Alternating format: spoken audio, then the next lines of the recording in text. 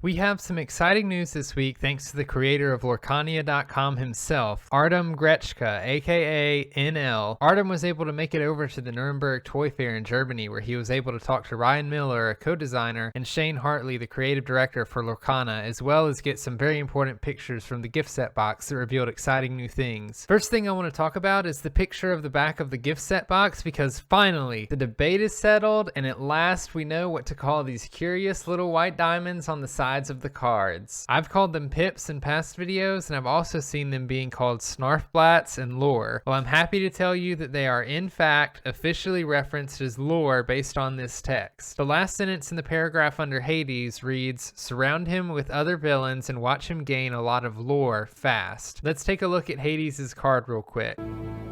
Game, set, match.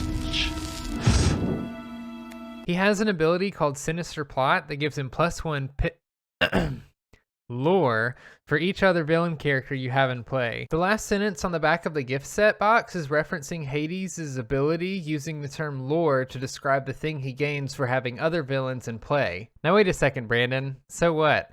Now we know those things are called lore. I mean, it's cool, but what about it is exciting?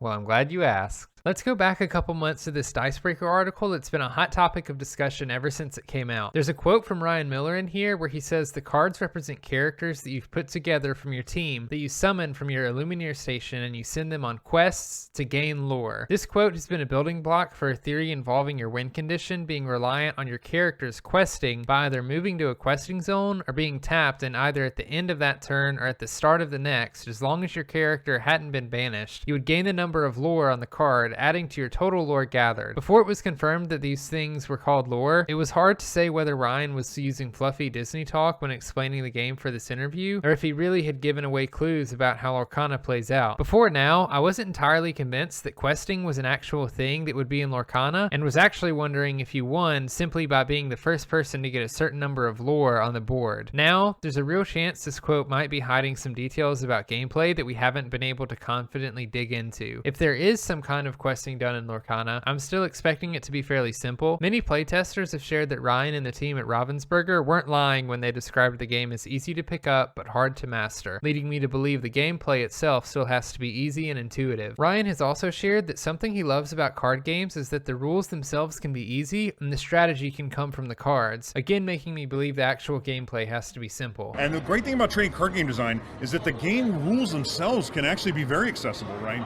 And the strategy comes on the card side, right? And so that means you can really strike a nice balance. If we take a look at Mulan and her lead by example ability, we can see that she gives your characters +1 lore for the turn when she banishes another character in a challenge during your turn. This heavily suggests that whatever you can do with your lore resolves on your turn. If I had to guess based on what we know now, during your turn you'll have the option to challenge an opposing character, use your character's ability if they have one, or tap your character in order to add the amount of lore on their card to your total. This keeps the game simple in my mind, but opens up a lot of complexity through card mechanics and interaction. The second big thing Artem was able to show us was also on the back of the gift set box. In this photo it's really blurry, but here we can see in the list of products it specifies 32 damage tokens. We've known since we saw the front of the gift set box that there would be 34 tokens and 2 of them would be tracker tokens, but now we know what the other 32 tokens are for. This answers another big question being asked about the game, which is whether damage is persistent or not, and it's looking like it is. Essentially what that means is that when one character attacks another, the damage done to each other is permanent and does not go away at the end of the turn. After thinking it over for a while, I've come to the conclusion that I actually like the persistent damage direction. I feel like it opens up more complex play while also feeling less bad if your opponent just has a big body out or a wide board. Even if you can't deal with their board state immediately, you have the opportunity to chip away, getting you just a little closer to an even playing field. It also opens up the idea of damage spread or damage ticking, which I really like. I could absolutely see something like poison or burn being a fun mechanic in the game. It just overall opens up more possibilities for really cool cards and interactions in the future, and that excites me. Based on everything we've been able to deduce so far, this game is giving me real Hearthstone vibes in terms of combat, but instead of being able to go face, you can just quest and add more lore to your collection. I'm actually perfectly okay with this because Hearthstone at its core is a very simple game. It's when you get into the card mechanics where things start to get pretty crazy. I've also heard people compare what we know so far to Keyforge, which is another TCG Ryan Miller helped design. I've never played it, so I wouldn't know, but I wouldn't be surprised if we saw similarities between the different games Ryan has helped create. The next question I would have would be whether or not lore accumulation is a tug of war against your opponent, or if it's a simple race. I'd also love to know what sort of resource system we're looking at, because we haven't been given much of anything to make any guesses on that. Getting all these extra tidbits and learning more and more about how the game should play just makes me more excited every day. I've got to give some serious props to Artem again and the team behind Lorcania.com. I'm not exaggerating when I tell you I go to this site every day. It's a great hub for card information, it's got a collection tracker, and it's also a great way to see anything new that's been revealed about Lorcana because of all the content creators active on the site. Go check it out, it's bookmarked on my hotbar, and I'll have it linked in the description. Also, if you're curious about any of the interviews or articles mentioned in the video, those will also be in the description. That's all I have for you today. If you enjoyed the video, I'd love if you gave it a like. Let me know what you think about the damage counters and speculated gameplay. My name is Brandon, also known as B Squared. Subscribe to stay up to date with all things Lorcana. Don't forget to take care of yourselves, and I'll see you in the next one.